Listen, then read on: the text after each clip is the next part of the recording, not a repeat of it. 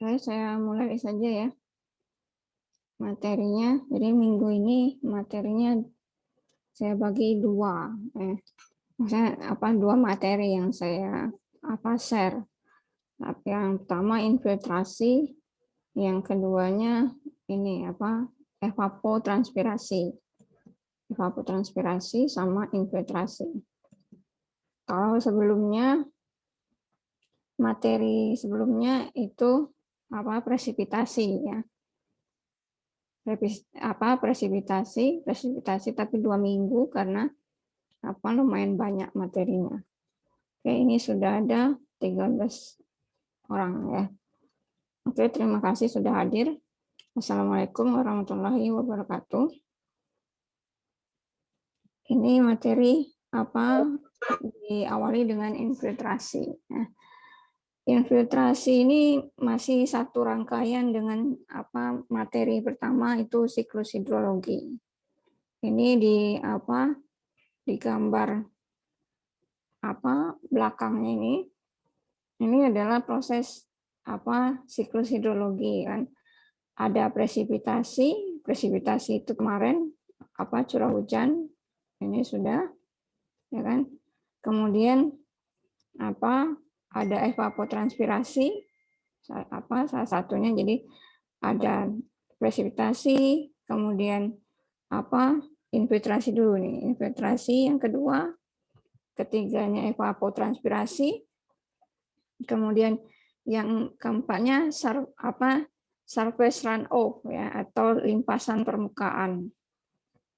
Ini limpasan permukaan. Itu yang sering kenal dengan genangan. Ya, ini yang keempat. Nah, terus ini infiltrasi, dia masuk ke dalam tanah jadi jadi air tanah, water table. Nah, ini nanti ada air tanah. Ini yang kelima. Kemudian keluar lagi ke badan air. Ini nanti ada tentang sungai ya, debit sungai. Nah, ini rangkaian ini nanti semuanya ada saling berkaitan ya. Nah, untuk yang ini saat ini atau sekarang ini mengenai infiltrasi. Apa sih infiltrasi? Terus apa kepentingannya infiltrasi, yang harus diketahui dari infiltrasi untuk kepentingan teknik sipil.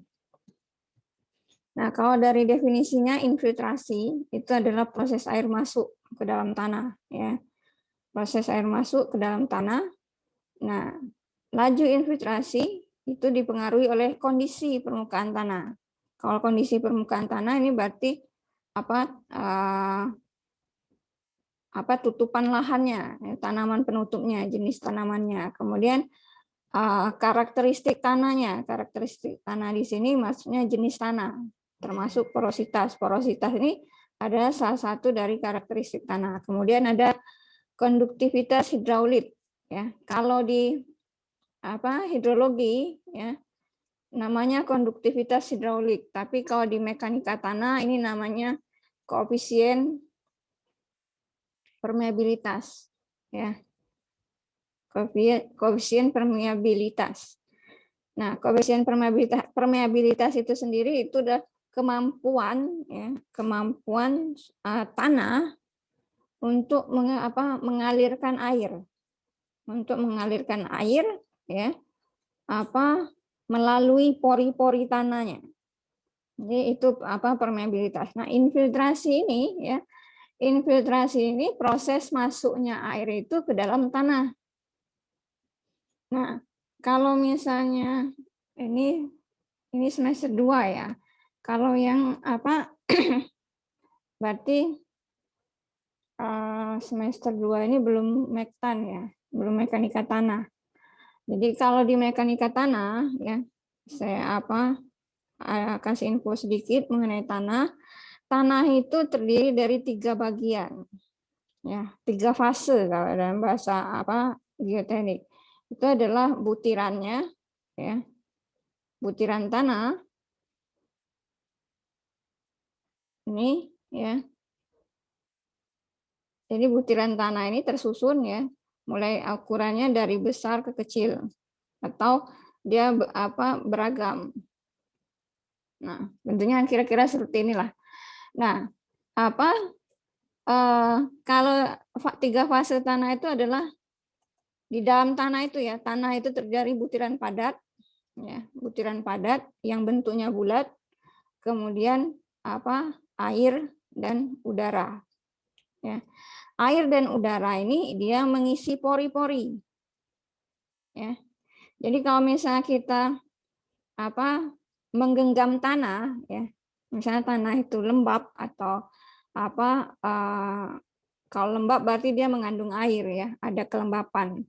Nah, ketika menggenggam tanah itu, kalau dia lembab, itu butiran padat atau tanah dan air itu tidak bercampur, ya, tidak bercampur kayak misalnya kayak adonan kue, ya.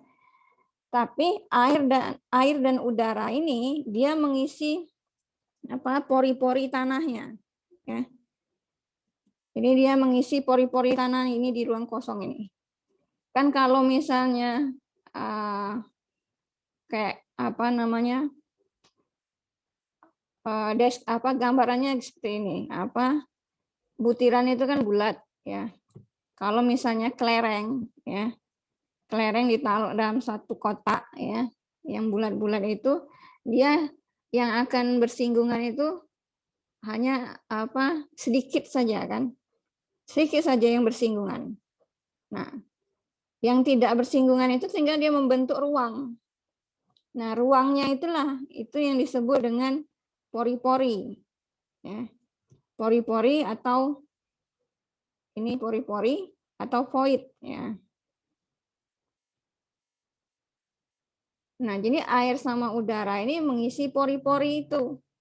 Jadi proses infiltrasi itu adalah proses air hujan itu masuk ke dalam tanah, kemudian mengisi pori-pori, ya. Pertama mulai dari pori-pori yang atas, ya.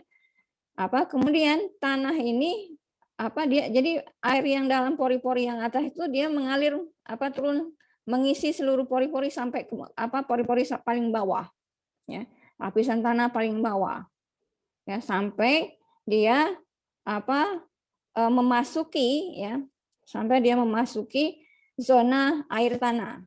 Jadi nanti ada tentang air tanah, ada zona jenuh, kemudian zona dangkal, gitu kan. Nanti ada di air tanah. Jadi intinya infiltrasi ini, ya, proses air masuk ke dalam tanah, ya, melalui pori-pori tanah, ya, melalui pori-pori tanah. Nah, jadi laju infiltrasi berarti pengalirannya, ya, laju infiltrasi ini berarti pergerakan airnya, ya, dari atas ke bawah atau ke samping kanan atau ke kiri, ya, itu dipengaruhi oleh kondisi permukaan tanahnya. Jadi dari jenis tanamannya itu juga sangat mempengaruhi, ya. Kemudian karakteristik tanah di sini itu jenis tanahnya, ya, jenis tanah amat sangat mempengaruhi, ya. Nah, porositas ini berarti dia jumlah porinya, ya. Semakin besar porositasnya, maka kemampuannya untuk mengalirkan atau jadi laju infiltrasinya semakin cepat, ya. Dan tanah itu air itu meresap ke dalam tanah itu semakin cepat. Jadi semakin banyak porinya, air meresap ke dalam tanah, ya, pengaliran airnya juga semakin cepat. Nah, jenis tanah juga berpengaruh, ya. Jadi kalau misalnya tanah yang berbutir kasar dengan tanah yang berbutir halus itu sangat mempengaruhi kecepatan pengalirannya. Kalau dia tanah berbutir kasar, otomatis dia ukuran butirannya lebih besar, porinya lebih besar, ya kan? Porinya pasti lebih besar karena dia kan cuma yang nempel antara butiran itu hanya sedikit saja. Nah, beda hanya dengan eh, apa namanya tanah berbutir halus seperti tanah lempung ya. Kalau berbutir kasar, tanah berbutir kasar itu pasir. Kalau tanah berbutir halus itu lempung ya. Kalau lempung atau liat ya, kalau bahasa awamnya tanah liat itu tanah pasir itu lebih cepat mengalirkan air. Kenapa? Karena butirannya lebih besar, porinya lebih banyak. Ya. Sedangkan kalau tanah lempung dia ukuran partikelnya ya, ukuran butirannya lebih halus, sangat halus ya. Makanya perhatikan kalau misalnya ketika misalnya percobaan sederhana aja, kalau waktu misal ada di di laboratorium itu tanah split ya, split ukuran besar, jadi yang besar dengan yang kecil ya, ketika dimasukkan ke dalam suatu kotak pasti yang ukurannya lebih kecil dia mempunyai bentuk yang lebih padat karena dia saling mengisi ya. Beda halnya kalau misalnya ukurannya lebih besar ya. Kalau ukurannya lebih besar maka jumlahnya pasti lebih sedikit. Nah, ini tanah pun seperti itu ya. Jadi laju infiltrasi ini dipengaruhi pertama kondisi permukaan tanah, kemudian jenis tanahnya ya. Karena jenis tanah ini akan tergantung porositas ini ya, jumlah pori ini bergantung dari jenis tanah. Jenis tanah itu kalau di mekanika tanah mulai dari berangka ini masih batu ya sebenarnya, tapi dia sudah masuk ke dalam klasifikasi tanah. Berangka kerakal, kerikil ya, pasir, baru masuk ke lanau, lempung. Ini semakin ke bawah ukurannya semakin halus. Jadi ini ke sini. Jadi lempung ini tanah yang paling halus. Jadi makanya ini laju infiltrasi dipengaruhi oleh porositasnya. Konduktivitas hidraulik ini adalah koefisien permeabilitas. Koefisien permeabilitas ini berarti kemampuan tanah itu untuk mengalirkan air yang tadinya dari hujan itu sampai ke zona air tanah. Kejenuhan tanah. Ya, kejenuhan tanah yang nanti juga berhubungan dengan porositas. Kemudian aliran tak jenuh. Aliran tak jenuh ini aliran bawah permukaan. Bawah permukaan ini maksud bawah permukaan tanah. Jadi kalau aliran tak jenuh ini dia melalui pori tanah ketika pori tanah sebagian terisi oleh udara.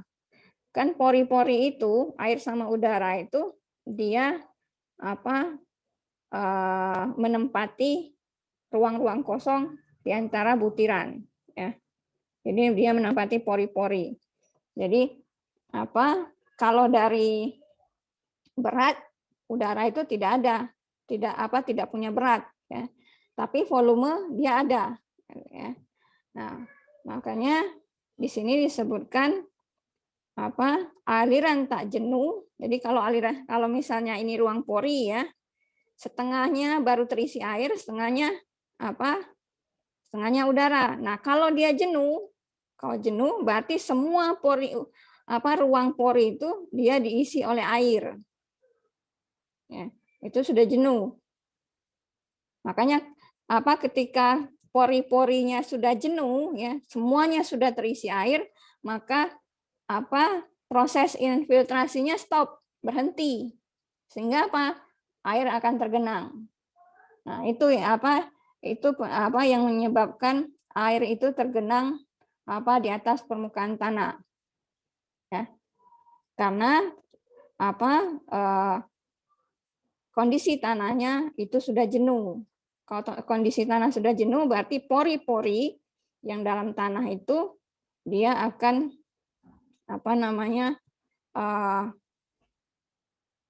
terisi sepenuhnya oleh air. Nah, ini tak jenuh, kemudian jenuh. Nah, ada water table. Water table ini muka air tanah. Kalau bahasa Inggrisnya water table, kalau kita muka air tanah. bidang batas antara aliran tak jenuh dan aliran jenuh, di mana tekanan atmosfer terjadi. Ya. Nah, aliran jenuh terjadi di bawah water table, tak jenuh di atas water table. Makanya kalau di bawah muka air tanah, ya semua yang berada di kondisi di bawah tanah, di bawah muka air tanah itu kondisinya jenuh. Jadi kalau misalnya saya contohkan seperti ini ya, biar mudah memahami. Apa sih jenuh, apa tidak jenuh?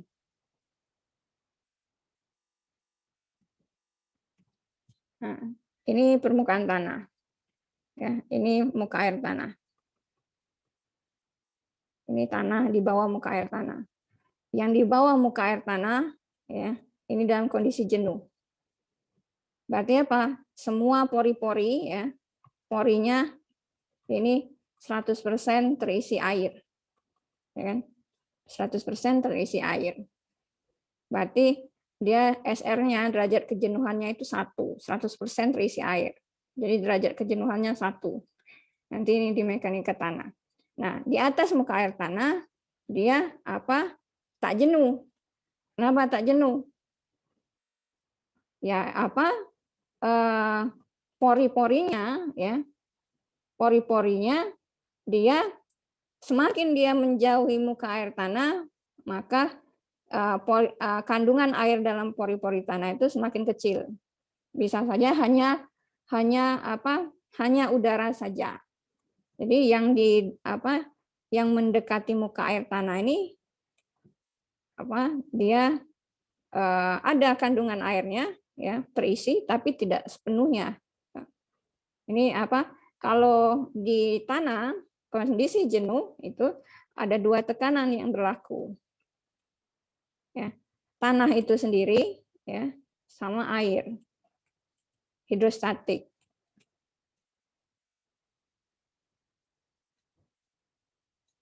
Jadi kalau di bawah muka air tanah itu ada 2 gaya yang bekerja, atau 2 tekanan yang bekerja, atau 2 tegangan yang bekerja. Tanah itu sendiri, berat tanah itu sendiri dengan air. Makanya dia bilang jenuh karena dia di bawah muka air tanah. Tak jenuh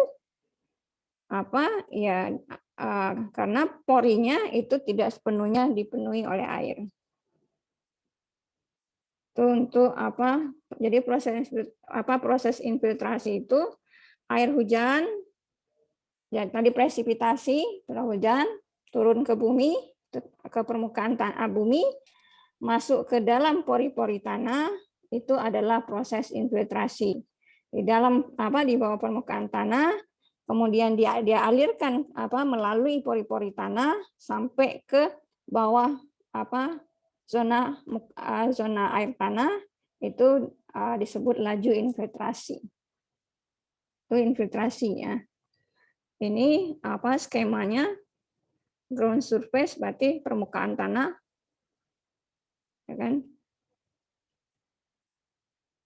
Nah, ini air hujan, ya, turun ini. Dia turun masuk ke dalam tanah, ke infiltrasi sampai ke water table, air tanah, ya. Dia menjadi, kalau sudah dimasuk ke zona air tanah, dia menjadi ground water flow. Berarti aliran air tanah, ya.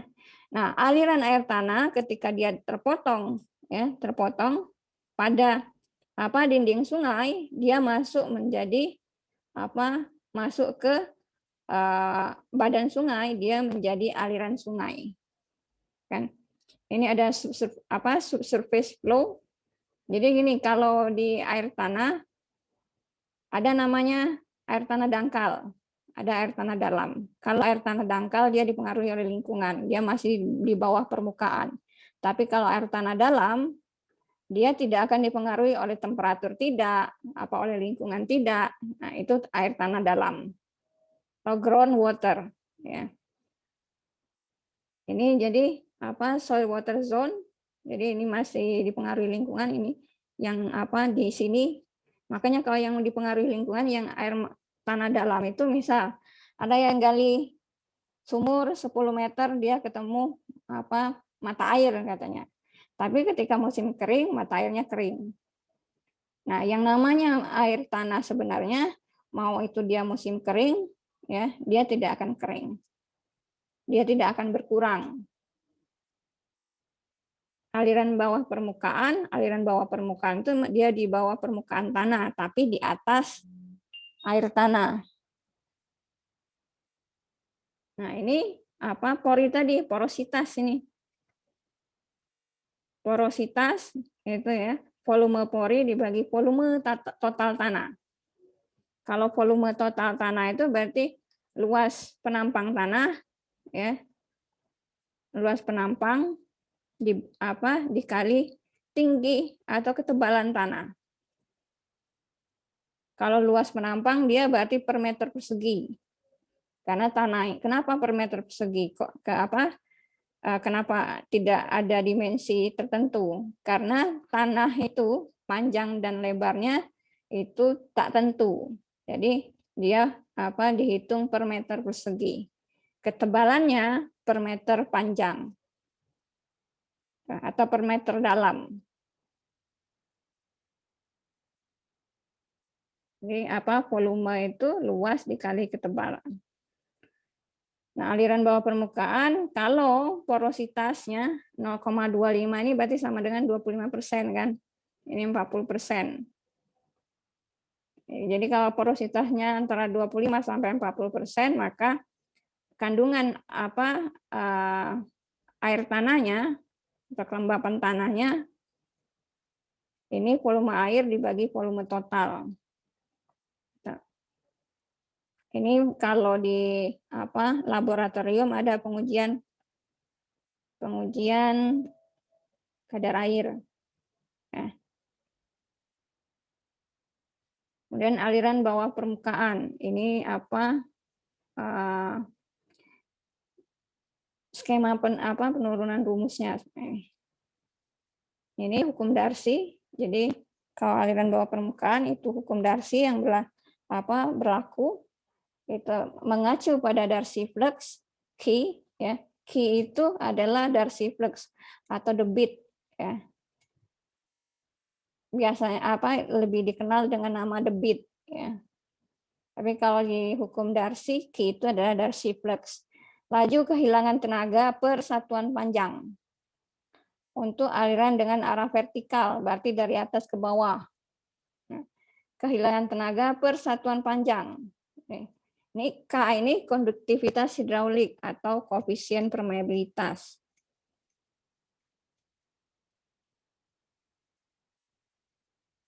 Jadi infiltrasi. Jadi ini sih sudah lebih kompleks ya. Kemudian aliran bawah permukaan ini H ini ada suction head-nya, gravity head-nya. Ini untuk di laboratorium, tapi kita tidak selama untuk pandemik ini kita nggak praktikum, ya harusnya praktikum. Ini saya lewatin saja, ya langsung contohnya saja lah. Ya. Tentukan nilai Darcy flux. Ya, tentukan nilai Darcy flux Q tadi ya untuk tanah dengan konduktivitas hidraulik K-nya yang merupakan fungsi dari suction head. Nih. Jadi dia masih dalam bentuk rumus. Dalam sentimeter per detik pada kedalaman Z1 80 cm, H1 minus 145. Kalau minus 145 berarti dia di bawah permukaan tanah. Dalam 145 cm. Ya. Kemudian suction head-nya minus 65 cm. Z2 100 cm, H2-nya minus 160. Nah, rumusnya ini pakai. Nah. Terus jadi K-nya tinggal dimasukkan angka itu 0,041 cm per detik. Ininya pakai rumus yang ini tadi. Sebenarnya ini data-data ini dapatnya dari laboratorium ya. Dapatnya minus 0,03. Untuk nyari Darcy flux. Jadi H1 minus H2 per Z1 minus Z2 dikali minus K. Ini proses infiltrasi. grafiknya ini. Jadi maksudnya grafiknya ini ya, semakin ke dalam, lihat ini kedalamannya. Ini apa, permukaan kan? Permukaan tanah itu, kalau permukaan tanah itu berarti ketinggiannya kan 0. Semakin ke bawah minus sekian ya, minus meter. Ini apa? Moisture kontennya, kadar airnya semakin tinggi. Ya. Jadi semakin ke bawah moisture kontennya semakin tinggi. Saturasinya, saturasi ini berarti kejenuhan.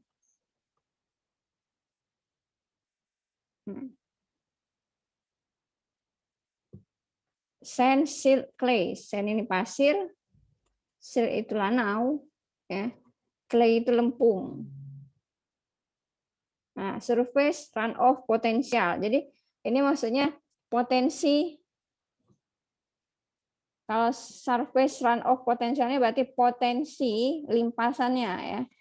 Nah, kalau di sini lihat potensi limpasannya dari pasir ke lempung, potensi limpasan yang paling besar itu adalah lempung. Kenapa?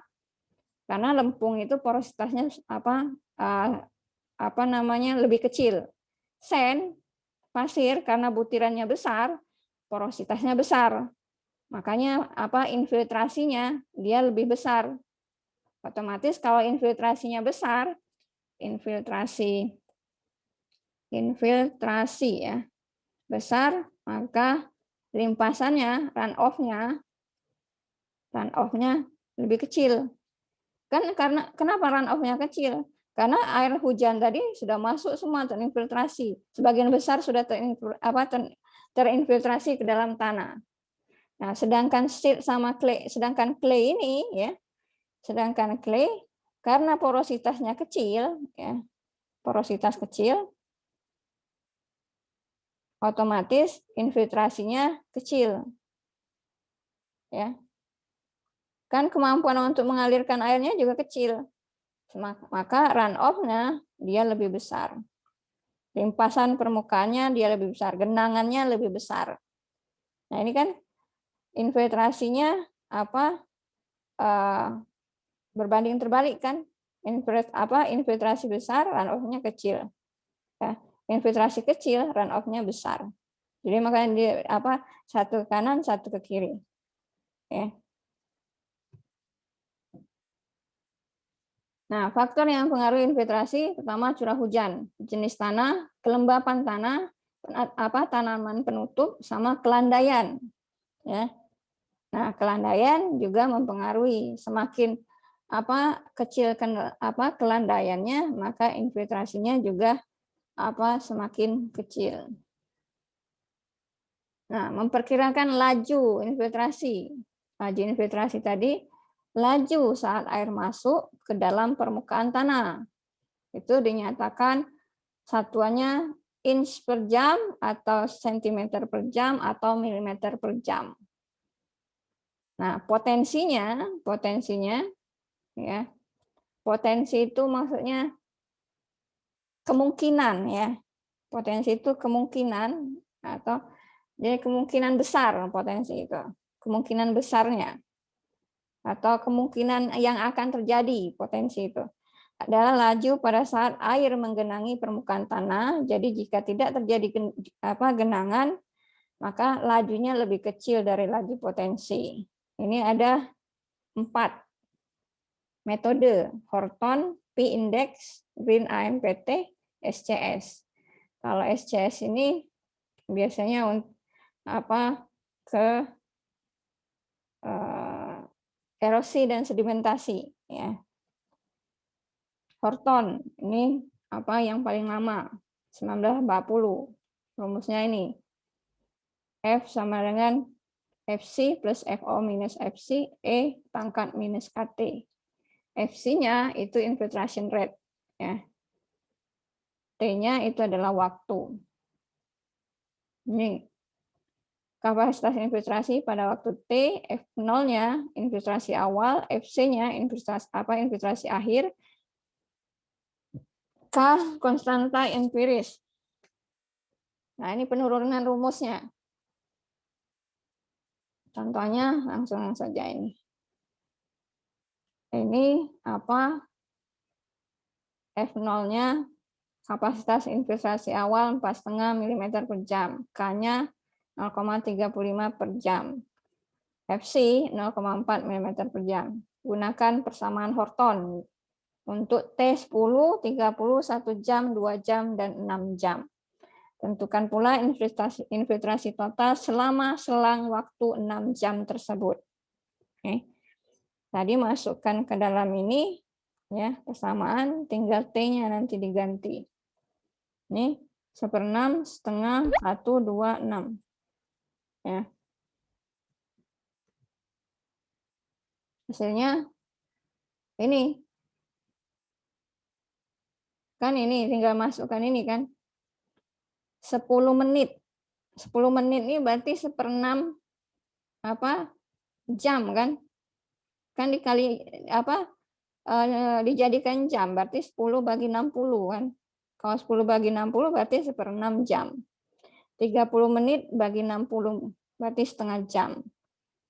Nah, makanya dapatnya ini apa? Kalau ditanya dapatnya dari mana 1/6? 1/6 ini 10/60. Setengah dapatnya dari 30/60.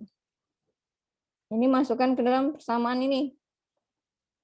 Dapatnya FT-nya 4,27, 3,84 sampai 0,90. Dibentuklah ke dalam kurva. Ya. Bentuk kurvanya seperti ini. Ini cuma apa melihatin kurvanya, kurva infiltrasi persamaan Horton. Nah, terus apa gunanya kurva ini? Ya. Gunanya kurva ini untuk memprediksi ya pada waktu T tertentu berapa infiltrasinya. Misal ini ya. Kalau misalnya ini kan jam 5, 10, 15, 20 sampai 30. Nah, kalau misalnya 10 jam, berapa infiltrasinya? Ya tinggal ini. Nah, jadi untuk memperkirakan infiltrasi, besaran infiltrasi pada waktu tertentu. Jadi grafik ini bukan nggak ada guna, bukan cuma sekedar sampai di grafik saja. Nah, ini yang kedua tadi dia minta infiltrasi total selama 6 jam ya. Tinggal diinin aja T-nya diganti 6. Jadi dapatnya 12,7 mm. Itu kalau Horton. Kemudian yang kedua metode P-index ya. P-index ini biasanya orang pertanian. Jangan orang pertanian ya. Fakultas pertanian atau jurusan pertanian mereka juga belajar mengenai hidrologi ya, rekayasa hidrologi atau teknik hidrologi. Mereka juga belajar. Kenapa? Karena mereka untuk menentukan kebutuhan air untuk tanaman. Ya, terutama misalnya infiltrasi sama evapotranspirasi. Jadi di pertanian juga belajar mengenai hidrologi. Makanya ada buku hidrologi untuk pertanian. Ini metode P-index itu diasumsikan nilai FT tidak bervariasi terhadap waktu. Ya. Ini dia persamaannya volume limpasan langsung sama dengan volume hujan efektif ini volume limpasan langsung sama dengan ini hujan efektif dikali A. A ini luas ininya luas wilayahnya ya. Contohnya ini luasnya 0,25 km persegi berarti dasnya ini daerah aliran sungainya. 1 sampai 6 jam. Jadi curah hujannya dari rendah itu yang jadi pas 3 jam dia paling tinggi. Terus setelah sampai 6 jam dia turun lagi. Volume limpasan langsung itu 8,25 meter kubik. Tentukan nilai P-index. Ini sigma PF PF-nya itu PLL dibagi A karena tadi ini kan di A. Ini tinggal 1 menit lagi ya waktunya. Jadi nanti langsung pindah ke link kedua. Nah, kalau di P-index ini dia trial error ya, coba-coba. Jadi kalau nggak masuk, ini lagi ya, ganti lagi. Kalau ini dia misal 3 mm per jam, jadi P-indeksnya itu dia belum tahu P-indeks itu berapa, dia memperkirakan saja. Ini di sini diperkirakan saja antara 3 mm per jam sampai 7 mm per jam. Jadi P-indeksnya dijumlahinnya semua ini curah hujan ya. Kemudian dikurangnya sama ini. Berarti ini ya. P-indeksnya sama dengan ya. Ini kan jumlah